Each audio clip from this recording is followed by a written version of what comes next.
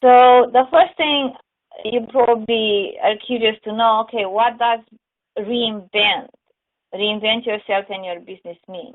And I looked up the definition, and to reinvent means to change something so much that it appears to be entirely new. When it comes to our life, sometimes life forces us to reinvent.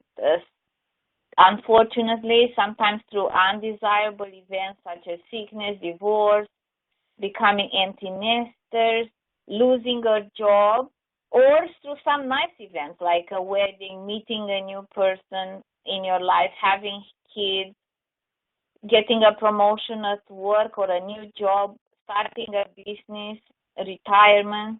So life has a way to force us to reinvent ourselves.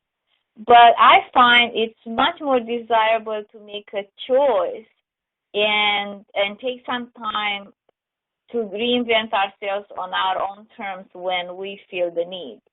In my view, this is necessary at least once a year, and the reason for what I put this retreat in November, like just before a lot of the Christmas dinners start, it is to be close to the new year, and it's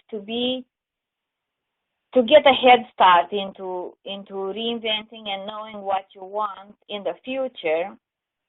So when the new year starts, you have the plan already laid out. Also, I think if you find yourself more than 3 weeks in a row being stressed, resentful, depressed, whatever human emotion you are having that is not an uplifting emotion, I would say stop everything, and I do this for myself. Stop everything and take one day and look at things. I am busy. What can I let go? I am stressed. Why am I stressed? What can I do? So take this process of reinvention every time that you feel things don't work well for you.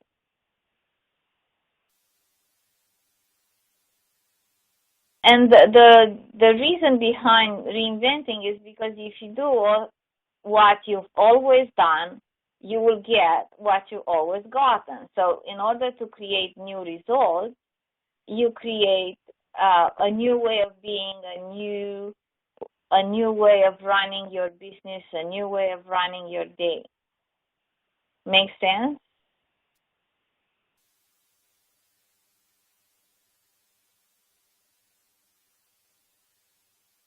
So I think the first step to reinvent yourself and your business is to analyze where you were a year ago and where you are now. I see many people starting to set up goals by the moment that they are today, looking in the future, but they never look back. And I think our history gives us clues in the ways that we've been successful before and in the ways we haven't been successful before. And those clues can help us into the future. So this would be the first step. Look where you were and where you are now and see what worked and what didn't. Then decide where you want to be 1 year from now. How would you like to feel? What would you like to have accomplished? And make a list of 3 to 5 most important goals. I usually like to stay with 3 goals, but sometimes there is a 4th one that wants to be born, so I put it on the list.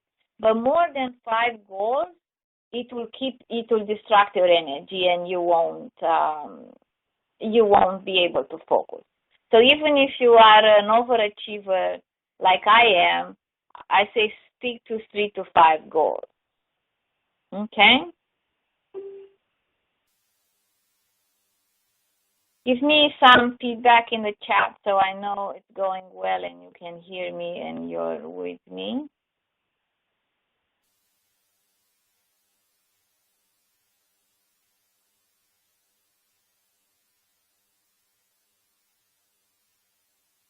Okay, thank you, Katie.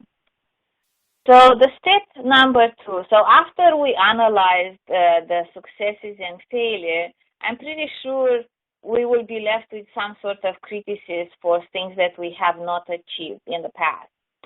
And in order to move forward, we need to let go of this shit, as the picture says, not to let the shit go, because it will drag us back. It will drag us back. And it's very hard also to build something on a foundation that's made of muck, like it's not solid into the criticism and self-doubt and everything that we hold ourselves responsible for. And I know, like, the reason why I teach this, because I do it. I criticize myself for things that I could have done and I didn't do. And it's very hard to move into the future with a new energy when you keep this big stone behind you. So this is the step where you have to say, okay, this is what was, and I let go of it and I start again fresh. Now, when you look into the future and you make sometimes big new goals, there are fears that show up. And we have to identify them, because again, they will sabotage the success for the future. So this is a big step, and it's a bit deep, and at the retreat, I think we will have some crying during this step, because I know the work that you need to do inside to just let go, forgive yourself, look through the fears, and just move into the future, into your destiny, into your purpose.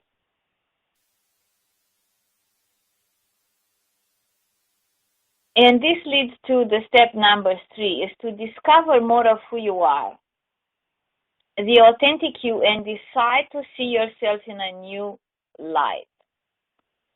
I think when we talk about reinventing, we think that we should take parts of us, the good ones, and throw away the bad ones.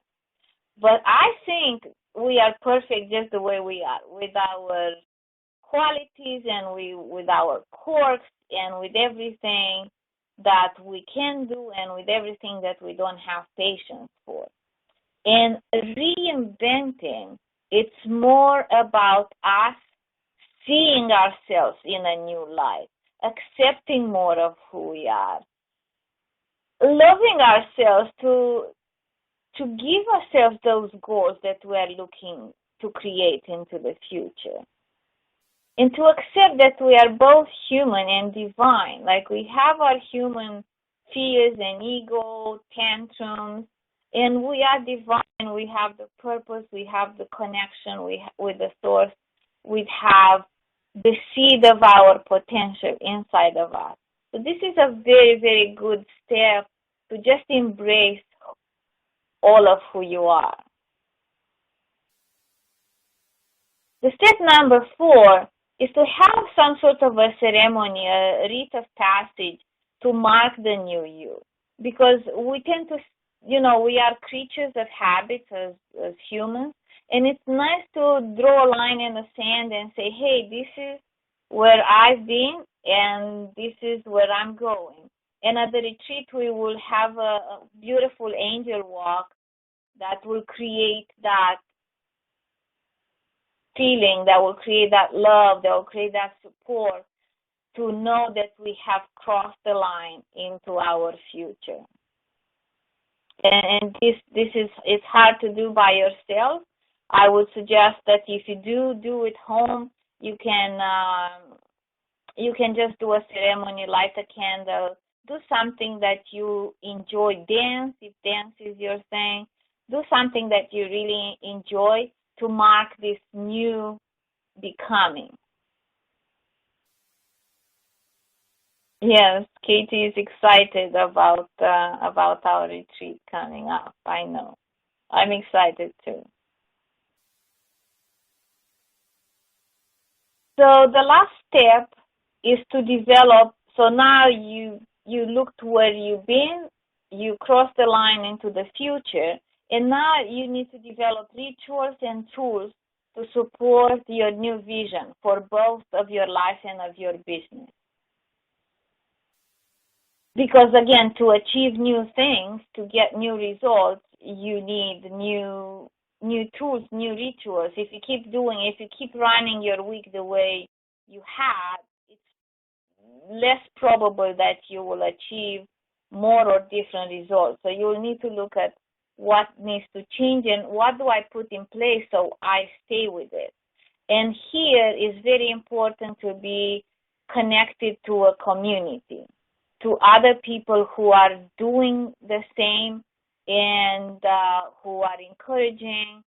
So staying with the community is quite important to keep you going, because it takes time to develop new habits. And the tools are important, so you know where to go when you need to do something.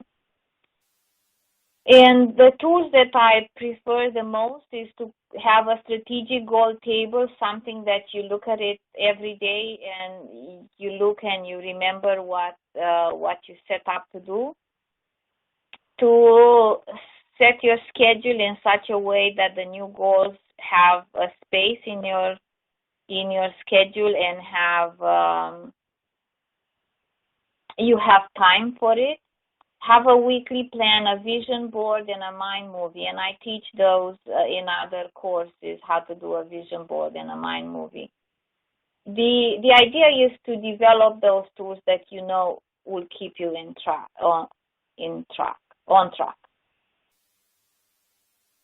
And I don't know about you, but I always cry when I see the gold medalist being there on the podium, so proud with her or his medal. And I never knew why I cry, in a sense, but I realized recently that I admire those people so much. And I know how hard they had worked to get there. And just to see their happiness for having achieved what they wanted to achieve, I think it moves me to tears every time. So moving myself to tears is one thing, but then is what do I do to be like them, right? Because in our own ways, we are searching for our own gold medal, being the purpose that we're following, being the goals that we want to achieve. Sometimes they are not like business goals. Some people want to build a family. Everything that we want, we need to focus on our goals every day.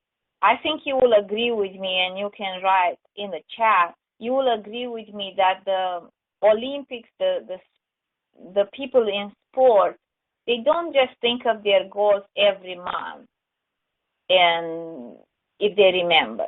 I think they stay on their goals every day. They look at them, they train for them, they're searching for coaches, for better therapists, for everything that they can put their hand on to succeed, to see that goal achieved. Yeah. So every day they are looking at their goal. Every day they wake up in the morning and they know they need to train. They know they need to eat well, to focus their energy, to meditate, whatever they have part of their process. So the same I want to express for you, for your goals. You got to focus on them every day and do the work.